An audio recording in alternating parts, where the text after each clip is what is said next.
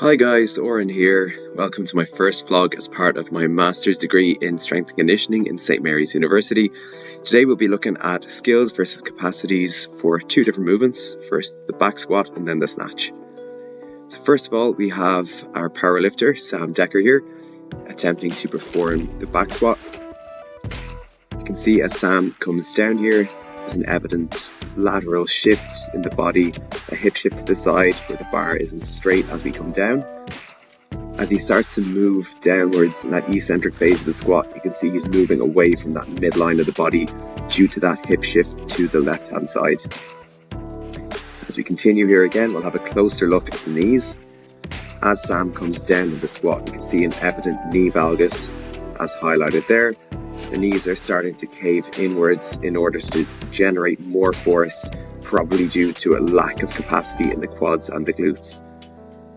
As we look at Sam's squat here from a side profile, we can see his bar path is fairly linear as he comes down, pausing at the bottom and as he comes back up. If we look next at the joint angles in his squat, you can see that he does get good depth, and there shouldn't be any evident fault in angles of knee flexion or ankle dorsiflexion. As defined by Schoenfeld and Williams in 2012, a deep squat can be considered anything with 100 degrees or above of knee flexion, which Sam can comfortably achieve here, giving rise to weakness in the glutes as our capacity restriction. So we've prescribed Sam a number of corrective exercises here to assist with some of these capacity deficiencies. The first being a banded squat in order to help him drive the knees outwards. Again, this is going to help with activating the piriformis and the glute medius, muscles involved in driving those knees outwards. Again, evidently weak from our perceptions of the video. The last one is just a regular glute bridge, again to strengthen the gluteus maximus here. Again, can be isolated to one side in particular, potentially the left hand side if needed. So next up we have Oisín Gartlin, our under 66 kg weightlifter. So first we'll be looking at his back squat from that side profile. So again, looking at that eccentric phase as he comes down, we're starting to see that forward lean of the trunk. Again, that inability to stay upright. Again, potentially due to the fact that he's a weightlifter and used to anterior loading in more of a front rack position. Again, we're seeing a bit of a butt wink or a pelvic tilt at the bottom caused by a rounding of the back as he leans forward on that squat. And on this third squat here, we're going to have a look at the joint angles, again exhibiting good angles of knee flexion as reported by Drinkwater et al. In 2012. Getting into those deep angles of knee flexion in the squat doesn't put too much shear force on the knee, so it is an effective way of training. As we look at Oisín's squat from the rear view, again we can see there's no hip shifts to the side, he's keeping fairly straight. However, that forward lean is still evident in both the eccentric and concentric phases. Again, looking at like more of a good morning sort of technique with a big hinge rather than getting all the way down at the knees and at the hips. Again, coming from that forward lean. The bar is fairly stable on both sides though, and again, elbows kept tucked into the side and pulling into the back, which is a positive. So overall, we can consider the deficiencies here to be mostly skill-based, and we can prescribe a number of corrective exercises to change and correct this.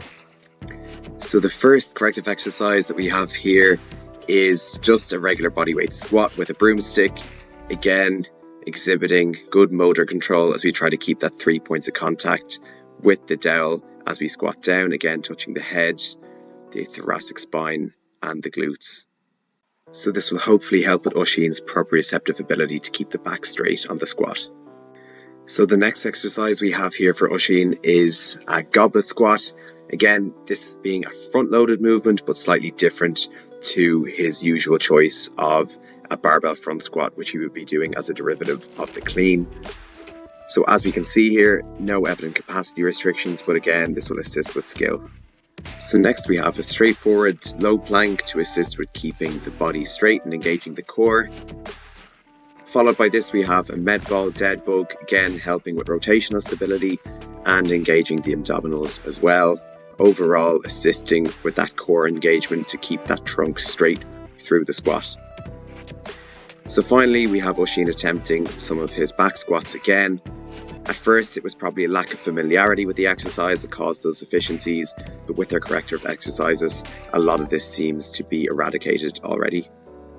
So we'll see Oisín squat from the rear view now in a moment, and again, these are skill deficiencies, so can likely be fixed with better coaching cues and simple corrective exercises, whereas Sam's capacity deficiencies will have to be corrected by a fully periodized training program that would take a longer period of time to correct.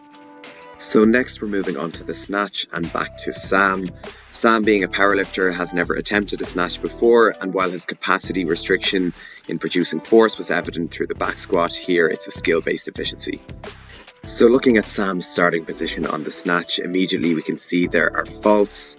As defined by Lorenzen et al. In 2014, the shoulders should be in front of the bar in that start position. However, the hips should be below the shoulders, giving us a stronger base to start with greater knee flexion and producing power at the start.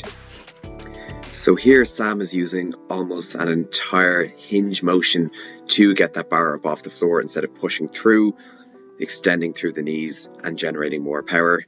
And as you can see at the end of the snatch, he's using a bit of a muscle snatch motion, again using the shoulders just to push the bar up, coming from the lack of power at the start.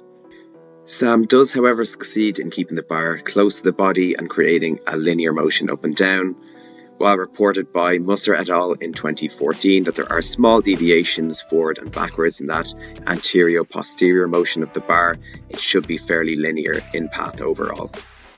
So as a corrective measure for the skill-based deficiency, we had Sam perform some first pulls followed by a jump, again getting him comfortable with producing power from the bottom, getting the hips low and close to the bar at that starting position, and producing good triple extension through the ankles, knees and hips. So when we got Sam to perform the snatches again, immediately we can see an improvement, getting those hips lower, getting closer to the bar, and again a bit more powerful at the bottom as he produces greater knee extension, pushing through, getting more force and turning it less of a muscle snatch and more into a full powerful snatch. So moving back to Oisín here, again Oisín is a weightlifter and shouldn't exhibit skill deficiencies as he's used to the snatch as an exercise. However, there will be certain capacity limitations that we will observe here. So the first thing to observe here is that Oisín does have a good starting position. Again, shoulders in front of the bar and hips just below shoulder height. However, as he does come up in the snatch, you do see that looping outwards of the bar. Again, bringing the hips hard in towards the bar, probably a lack of capacity to produce that force as he comes up and then compensating with the hips. You can also see that he does struggle with shoulder mobility as he fails to get the bar back in line at the end, again coming forward in that anterior-posterior plane. And on his final snatch here, you can see as well that there's an inability to be stable at the top of that snatch. So in order to correct this, we've prescribed Oisín with some high pulls. Again, this will help him to get more powerful on that upwards motion of the bar. Again, getting that ankle extension and driving the elbows upwards, keeping the bar close to the body. We can see his grip in the bar is good. He's getting it nice and wide. And again, that bar is just hanging loose at the hip crease, which we do want to see. We've also given Oisín some shoulder mobility work in order to help with that scapular retraction and getting comfortable in that catch position. So again, bring the shoulders back, thumbs towards the wall. After this, we're doing a number of wall slides, again getting comfortable moving through that plane and keeping the shoulders back. Again, the shoulder mobility will help in getting more comfortable in that catch position and hopefully catching the bar cleaner. The last one we give him here is some ankle mobility work. Again, this will help him to get lower, get more comfortable in that catch, as it's very important to have good ankle mobility, to squat down nice and deep, again absorbing that force of the bar as we come down. So this dumbbell ankle mobility movement will help him getting more comfortable and stronger through that full range. So we haven't recorded Oisín's snatch again, just because his capacity restrictions will take time to work on. So guys, that concludes my vlog. Thank you very much for watching. Hope you enjoyed, and you can find any references I use listed here.